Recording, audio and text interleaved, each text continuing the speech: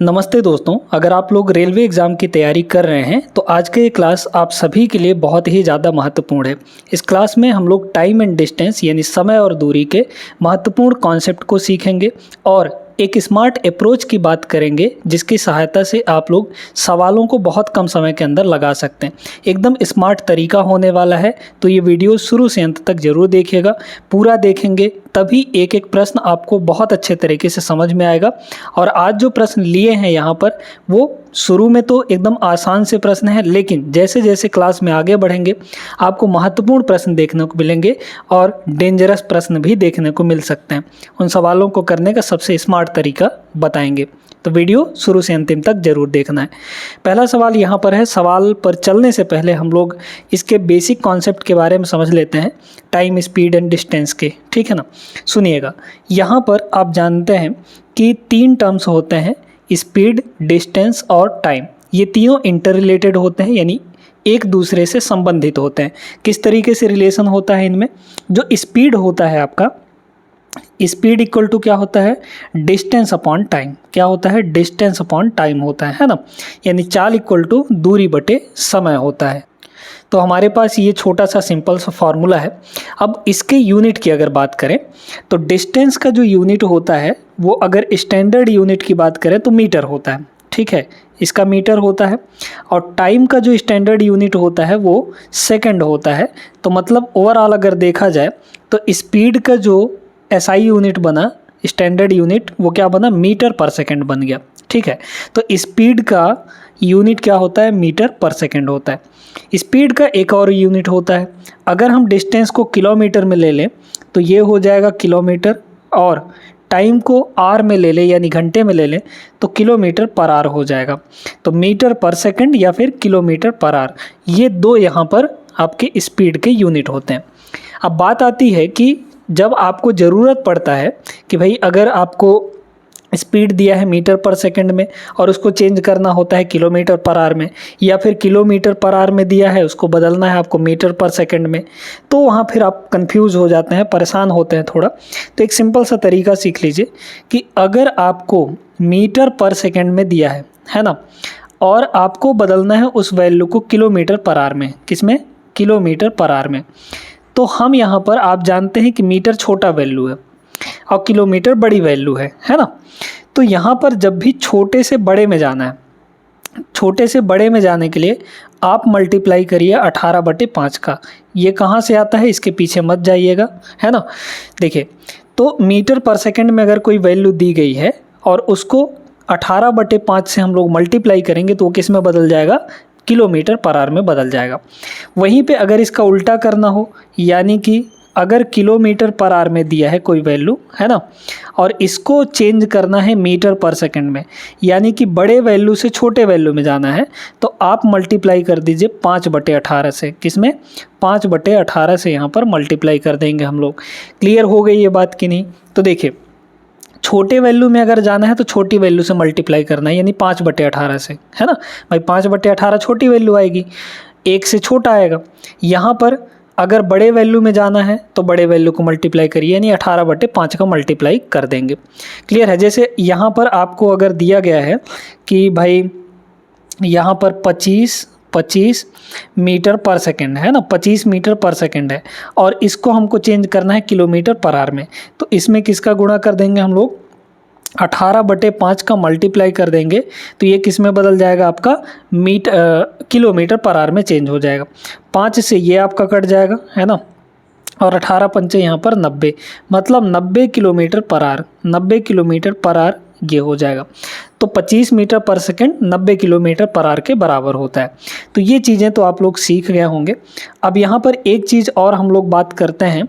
बात ये है कि अगर डिस्टेंस कांस्टेंट दिया हो, ठीक ना, डिस्टेंस अगर कांस्टेंट दिया हो तो क्या क्या चीज़ें हो सकती हैं। डिस्टेंस कांस्टेंट का मतलब ये हुआ कि 2 बाइक्स अगर चल रही हैं और दोनों को बराबर दूरी तय करनी है, ठीक ना। अगर डिस्टेंस कांस्टेंट हो गया, अगर डिस्टेंस यहाँ पे कांस्टेंट हो गया, तो डिस्टेंस कांस्टेंट होने से ये तो कांस्टेंट हो जाएगा। तो मतलब यहाँ पर स्पीड और टाइम में उल्टा रिलेशन बन जाएगा, यानी इन्वर्स रिलेशन हो जाएगा। तो अगर हम कहें कि आपके पास यहाँ पर जो भी मान लीजिए कि स्पीड का रेशियो कुछ दिया है ना, स्पीड का रेशियो ए और बी दिया है, ए और बी दिया है, तो टाइम का रेशियो इस केस में क्या हो जाएगा, उल्टा हो जाएगा, यानी बी रेशियो ए हो जाएगा। ये बात समझ गए कि नहीं? इस कॉन्सेप्ट का यूज़ आगे आने वाले सवालों में बहुत ज़्यादा होने वाला है, इसलिए इसको नोट करके रखिएगा। तो हमने क्या बताया यहाँ पे, अगर डिस्टेंस कांस्टेंट है तो स्पीड और टाइम दोनों एक दूसरे के उल्टे प्रोपोर्शन में होते हैं, उल्टे रेशियो में होते हैं। समझ में आ गई बात कि नहीं? तो इसको नोट करके रखिए, ठीक है। अब आइए पहले सवाल को देखते हैं। पहला सवाल, एक रेलगाड़ी है, इतने किलोमीटर की दूरी 48 मिनट में तय करती है, इसकी चाल मीटर पर सेकंड में निकालनी है ना। तो टाइम को हमको सेकंड में लेना पड़ेगा और इस डिस्टेंस को हमको मीटर में लेना पड़ेगा। तो बदलिए, यहाँ पर देखिए, यहाँ पर है कितना, देखिएगा 57.6 है ना, 57 पॉइंट यहाँ पर 6, ये किलोमीटर है, तो इसको मीटर में बदलने के लिए क्या करेंगे, 1000 से मल्टीप्लाई कर देंगे, तो ये बदल गया किस में, मीटर में। अब आप जानते हैं कि हमको चाल निकालनी है, तो चाल क्या होता है, डिस्टेंस अपॉन स्पीड। डिस्टेंस तो ये हो गया, अपॉन में time, distance upon time. Time यहाँ पर कितना है, 48 मिनट, 48 मिनट, मिनट में है, इसको सेकंड में बदलना पड़ेगा क्योंकि हमको चाहिए किस में, मीटर पर सेकंड में। सेकंड में बदलने के लिए 60 से मल्टीप्लाई कर देंगे तो ये सेकंड में बदल जाएगा। तो मीटर पर सेकंड यहाँ पे बन रहा है, बिल्कुल बन रहा है। काटा पीटी कर लीजिए, 0 से ये आपका 0 कट जाएगा, है ना। और 48 छक्के 576 होता है क्या, एक बार अगर हम लोग देखें तो कितना हो जाएगा, नहीं होगा, है ना। 6 चौके 24, ठीक है, नहीं होगा, 2 बार में कट जाएगा ये। फिलहाल इसको 6 से हम लोग काट देते हैं, या फिर इसको ऊपर मल्टीप्लाई कर दें पहले। तो मल्टीप्लाई करेंगे तो 5 7 6 और 0 इतना ही हो जाएगा। 100 को मल्टीप्लाई इसमें करेंगे तो डिवाइड में आपका हो गया 48 मल्टीप्लाई यहाँ पर 6। काट लीजिए, 6 से इसको काटेंगे तो 6 नहीं हो 54, बचा 3, तो 6 छक्के 36, 960 हो गया, और यहाँ हो गया 48। तो 48 दूना 96 मतलब 20, तो 20 मीटर पर सेकंड, 20 मीटर पर सेकंड जो है इसका करेक्ट आंसर हो जाएगा ऑप्शन नंबर डी। तो उम्मीद करते हैं, ये तो बड़ा सिंपल सा सवाल था, उम्मीद करते हैं अच्छे से समझ गए होंगे आप लोग, और ये जो कॉन्सेप्ट बताए हैं आपको, इसको भी आप लोग अच्छे से समझ गए होंगे, है ना। आगे चलिए दूसरे प्रश्न पे चलते हैं। दूसरा सवाल ये रहा, देखिएगा, बहुत बढ़िया सवाल है ये। एक बस और एक कार की चालों का अनुपात 7 और 11 दिया है। यदि कार 396 किलोमीटर की दूरी 6 घंटे में तय करती है तो बस की चाल कितनी होगी, है ना, किलोमीटर पर आवर में। देखिए दोस्तों, यहाँ पर हमारे पास बस और कार की जो चाल का रेशियो दिया है, वो स्पीड का रेशियो कितना है, 7 और 11 के बराबर है। अच्छा, कार जो है 396 किलोमीटर की दूरी 6 घंटे में तय करती है, तो कार का स्पीड कितना हो जाएगा बताइए। तो डिस्टेंस अपॉन टाइम, है ना, स्पीड इक्वल टू क्या होता है, डिस्टेंस अपॉन टाइम। तो डिस्टेंस है 396 डिवाइड बाई आपका यहाँ पर हो जाएगा 6। ये कार की स्पीड आ गई, और कार की स्पीड एक्चुअली यूनिट में कितना है, रेशियो में कितना है, 11 है ना भाई। ये बस का है और ये कार का है, तो कार का कितना है, 11। तो 11 यूनिट की जो वैल्यू है ये इतने के बराबर है। समझ में आ गया कि नहीं, 11 यूनिट की वैल्यू इतने के बराबर है। अब इसको हम लोग काट पीट कर लेंगे, तो देखिए 6 से इसको काटेंगे तो 6 छक्के 36, और बचा आपका यहाँ पे 3, तो फिर से 6 छक्के 36, मतलब 11 यूनिट की वैल्यू 66 है। तो 1 की वैल्यू कितनी होगी, यहाँ पर 6 के बराबर हो जाएगी। आपको चाहिए क्या, बस की चाल। बस की चाल यहाँ पे 7 यूनिट है, तो 7 की वैल्यू निकाल लीजिए। 1 की वैल्यू 6, तो 7 की वैल्यू यहाँ पर 6 सत्ते 42 हो जाएगा। मतलब 42 किलोमीटर पर आवर जो है वो क्या होगी, बस की स्पीड हो जाएगी। Option number A is the right answer. समझ में आ गया कि नहीं, सिंपल सा ये भी सवाल था। आगे बढ़ते हैं प्रश्न नंबर 3 पर। इस सवाल को देखें, ये सवाल तो एकदम 1 सेकंड का सवाल है, 1 लाइन का सवाल है। एक व्यक्ति जो है 75 किलोमीटर की दूरी, निश्चित दूरी को 8 घंटे में तय करता है। तो बताइए दूरी कितनी होगी, दूरी equal to speed into time. Speed कितना है, 75 का स्पीड है, और इंटू टाइम, टाइम कितना ले रहा है, 8 घंटे, है ना। 75 की स्पीड से 8 घंटे में तय करेगा, तो 75 इंटू 8 ये डिस्टेंस हो जाएगा।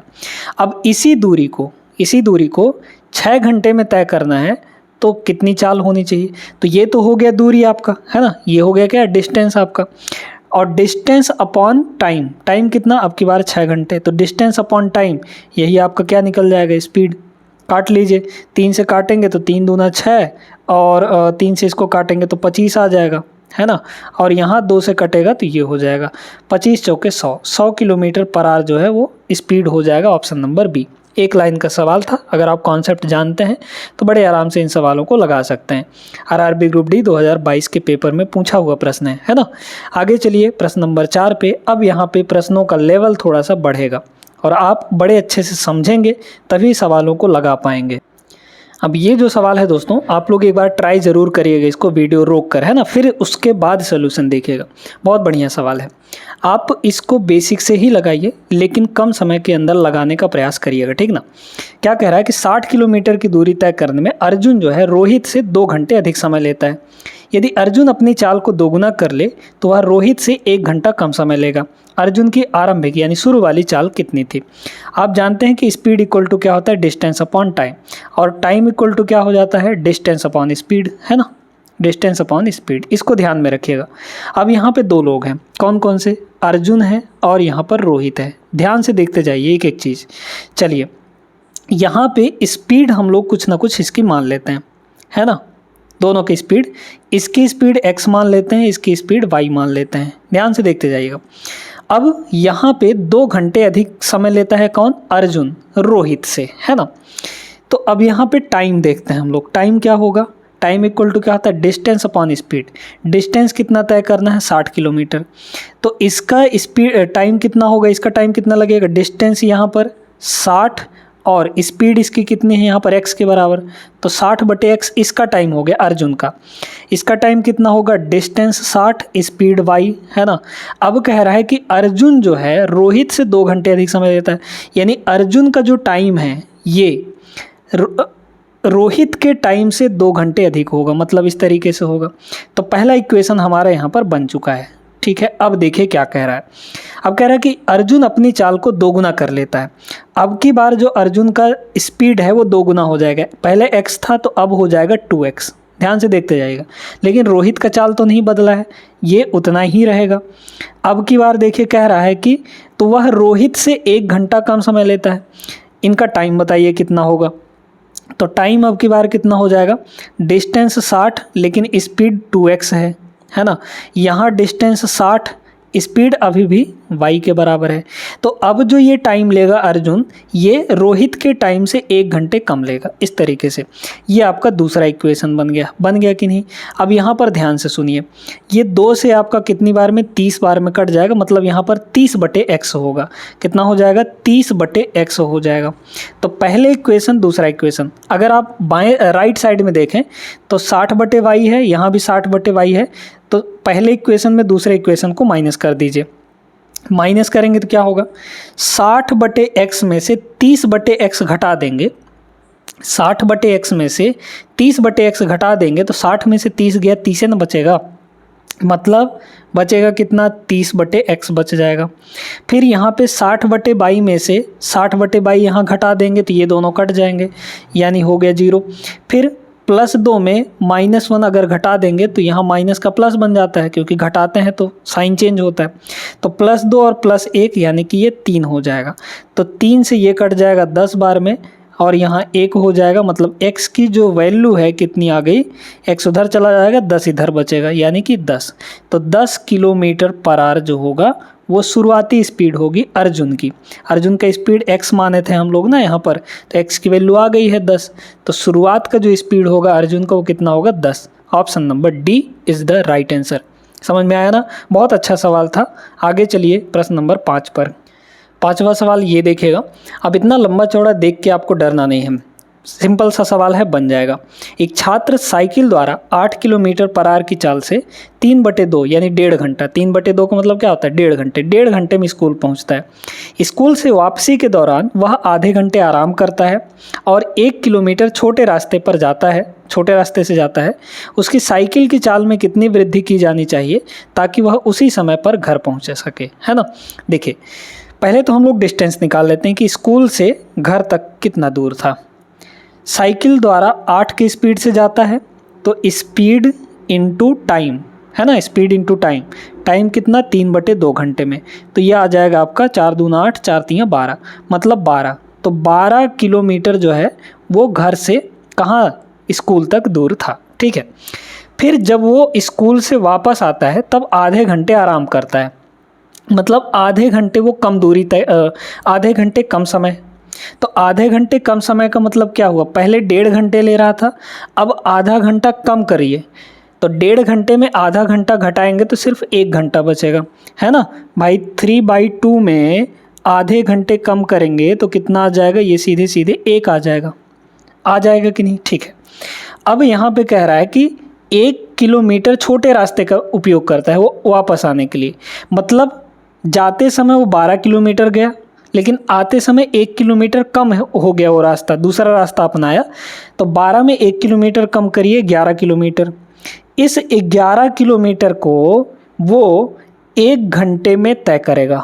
ठीक है, कितने में, 1 घंटे में यहाँ पर तय करेगा। तो 11 किलोमीटर की दूरी वो 1 घंटे में तय करता है, 1 घंटे में तय करता है। तो स्पीड कितनी हो गई यहाँ पर, 11/1 मतलब 11 किलोमीटर पर आवर, है ना, 11 किलोमीटर यहाँ पर पर आवर। आपको बताना है कि स्पीड कितनी बढ़ी। पहले स्पीड कितना था यहाँ पर, 8 के जाते टाइम, है ना, जाते टाइम 8 की स्पीड, और आते टाइम यहाँ पर 11 की स्पीड मेंटेन करनी पड़ेगी उसको, है ना, तब उसी टाइम पर पहुँच पाएगा वो। कितने की वृद्धि हो गई है यहाँ पर बताइए, 3 की वृद्धि। 8 से 11 हुआ मतलब 3 की वृद्धि। परसेंट में निकालना है तो किस पर वृद्धि हुई है, शुरुआत से, यानी कि 8, 3/8। 1/8 होता है 12.5%, तो 3/8 यानी 12.5 का 3 गुना, यानी कि 37.5।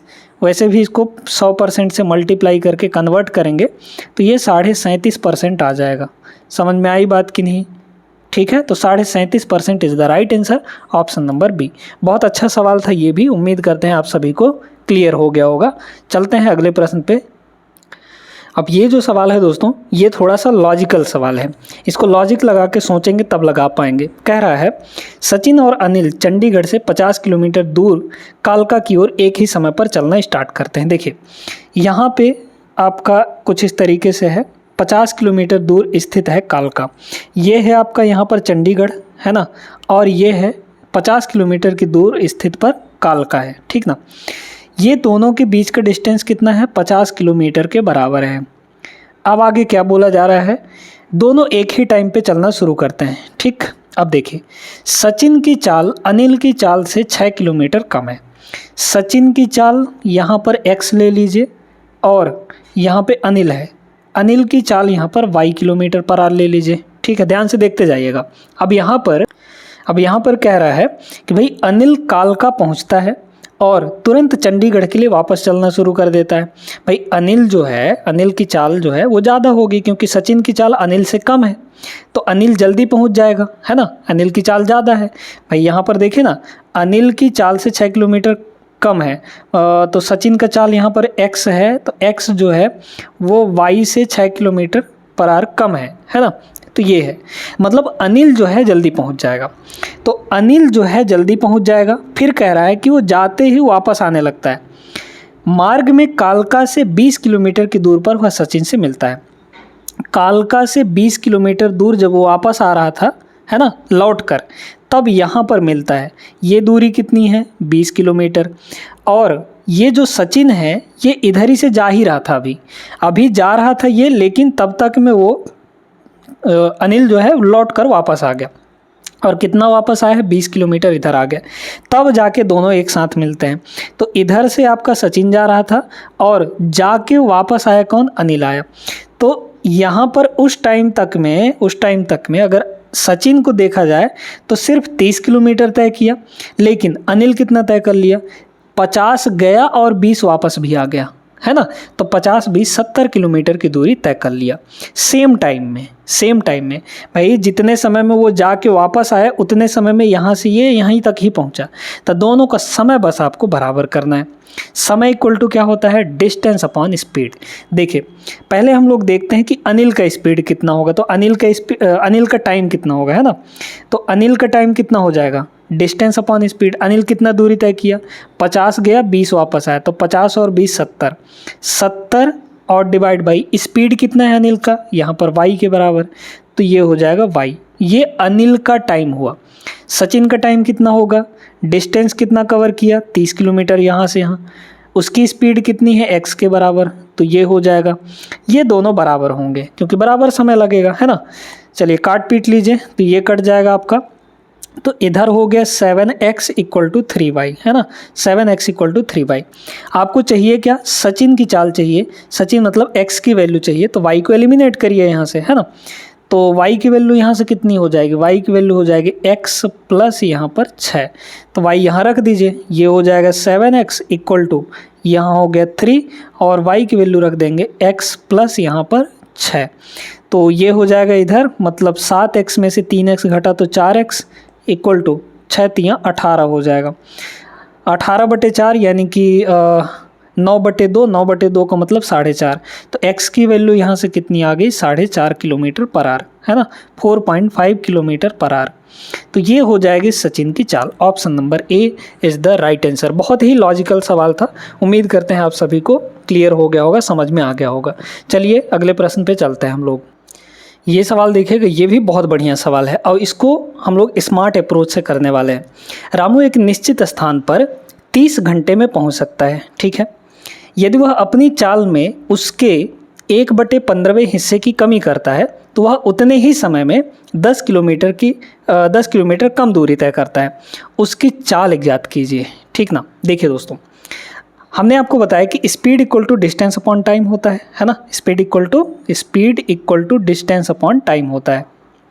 अगर हम यहाँ से कहें कि t आपका कांस्टेंट है, क्या बोला गया है, उतने ही समय में, जितना यहाँ पहले समय लग रहा था अभी भी उतना ही समय लग रहा है, तो यानी कि टाइम कांस्टेंट हो गया।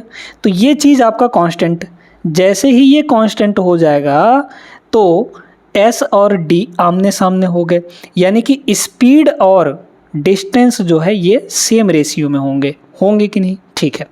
अब देखिए यहाँ पे ये बोला जा रहा है कि यदि वह अपनी चाल में उसके 1/15वें हिस्से, 1/15 का मतलब क्या हुआ, 1/15 की कमी, मतलब पहले 15 था और 15 पर 1 की कमी कर लिया अब, है ना, 15 पर 1 की कमी कर लिया, तो स्पीड बताइए कितना हो जाएगा। पहले तो रहा होगा 15, लेकिन अब कितना हो गया, 15 में 1 कम कर लेगा यानी कि 14 कर लिया। जैसे ही इतना किया वह उतने ही समय में 10 किलोमीटर की दूरी कम दूरी तय करता है, समय उतना ही। तो जब टाइम आपका कांस्टेंट होगा तो जो रेशियो, अब रेशियो यहाँ पे निकाल लीजिए, है ना, 15-14 का ही होगा स्पीड का रेशियो, तो जो रेशियो स्पीड का होगा वही रेशियो डिस्टेंस का होगा, तो डिस्टेंस का भी रेशियो कितना होगा, 15 और 14 का हो जाएगा, है ना, 15 और 14 का, क्योंकि सेम डायरेक्टली प्रोपोर्शनल है ना ये, तो सेम रेशियो में होगा। अच्छा, कितना कम दूरी तय करता है बताइए, यहाँ रेशियो में कितना कम दूरी तय किया, 1 यूनिट, लेकिन एक्चुअल में कितना कम दूरी तय किया, यहाँ पे 10 किलोमीटर, तो 1 की वैल्यू यहाँ पर 10 किलोमीटर है कि नहीं। कह रहा उसकी चाल इजाद कीजिए, चाल निकालनी है हमको, तो 1 की वैल्यू अगर 10 है तो यहाँ पर आप डिस्टेंस निकालिए ना, उसकी चाल है ना, हाँ ये वाली, तो 1 की वैल्यू 10 है अगर, तो 15 की वैल्यू यहाँ पर कितनी हो जाएगी, 150 किलोमीटर, 150 किलोमीटर, तो ये 150 किलोमीटर हो गया। अब बताइए हमको स्पीड चाहिए, स्पीड इक्वल टू क्या होता है, डिस्टेंस अपॉन टाइम, डिस्टेंस कितना है 150, है ना, 150 किलोमीटर अपॉन टाइम कितना, 30 घंटे लग रहा है यहाँ पर, तो बटे में यहाँ पर 30 हो जाएगा, काटेंगे हम लोग तो ये हो जाएगा 5 kilometre per our, 5 kilometre per our. समझ में आई बात कि नहीं, तो option number B is the right answer. एकदम स्मार्ट तरीका, इस तरीके से अगर आप सवालों को लगाना सीख जाते हैं तो बहुत कम समय लगेगा इन सवालों को लगाने में। और आगे चलते हैं हम लोग प्रश्न नंबर 8 पर, देखते हैं अगला प्रश्न। अब देखिएगा इस सवाल को, ये भी एक बढ़िया सवाल है। कह रहा है एक सेल्समैन को 3/4 घंटे में, 3/4 घंटे का मतलब हो गया 45 मिनट, है ना, 45 मिनट में 6 किलोमीटर की दूरी तय करनी होती है टोटल, है ना। यदि वह कुल समय के 2/3 घंटे में, 2/3 में, कुल समय का 2/3 में 1/2 दूरी तय करता है, 1/2 का मतलब आधी दूरी, है ना, तो यहाँ पर टोटल 6 किलोमीटर उसको तय करना है, यहाँ से यहाँ टोटल उसको 6 किलोमीटर तय करना है, लेकिन वह इतने समय में, मतलब इस पूरे समय का इतना, वो 1/2 ही दूरी तय करता है, मतलब सिर्फ यहाँ तक, है ना, तो 3 किलोमीटर इधर बच गया और 3 किलोमीटर की दूरी वो तय करता है। 3 किलोमीटर 1/2 का मतलब क्या हुआ, टोटल दूरी तो 6 किलोमीटर था, 6 का 1/2 मतलब 3 किलोमीटर। तो इस 3 किलोमीटर को कितने समय में वो तय करेगा बताइए। तो इसके पुराने समय के 2/3 में, पुराने समय मतलब टोटल समय के 2/3, टोटल समय 3/4 है, इसका 2/3 निकाल लीजिए। 3 से 3 कट गया, 1/2 आ गया, मतलब 1/2 घंटे में। तो 1/2 घंटे में ये आपका दूरी तय कर लिया 3 किलोमीटर। अब कह रहा है कि शेष समय में शेष दूरी को तय करने के लिए उसकी चाल कितनी होगी बताइए। टोटल समय इतना लगना था, आधे घंटे में इतना तय किया, मतलब अब कितना बचा होगा। 3/4 का मतलब हमने बताया कि 45 मिनट होता है, आधा घंटा का मतलब 30 मिनट होता है। तो बचा हमारे पास कितना यहाँ पर, अब समय कितना बचा है, शेष इधर कितना लगना चाहिए बताइए। तो 45 मिनट में आधा घंटा अगर घटा देंगे तो 15 ही मिनट बचेगा, और 15 मिनट का मतलब होता है 1/4 घंटे, है ना। तो 1/4 घंटे में वो शेष दूरी मतलब 3 किलोमीटर की दूरी को तय करेगा। तो स्पीड कितनी होगी निकाल लीजिए। स्पीड इक्वल टू होता है डिस्टेंस अपॉन टाइम। डिस्टेंस कितना 3 किलोमीटर, टाइम कितना है 1/4, तो बटे का 4 आपको ऊपर चला जाएगा, मतलब 3 चौके 12, तो 12 किलोमीटर पर आवर, 12 किलोमीटर पर घंटे यहाँ पर स्पीड होनी चाहिए शेष दूरी को तय करने के लिए। ऑप्शन नंबर सी होगा इसका सही आंसर। समझ में आई बात ना। वीडियो आप लोग लाइक नहीं कर रहे हैं, अभी तुरंत के तुरंत लाइक करिए, फिर अगले प्रश्न पे बढ़िएगा। देखिए दोस्तों, 9वां सवाल जो है, अब ये जो क्वेश्चन है क्वेश्चन नंबर 6 जैसा ही है, लेकिन इसको हम लोग दूसरे तरीके से करने वाले हैं, है ना।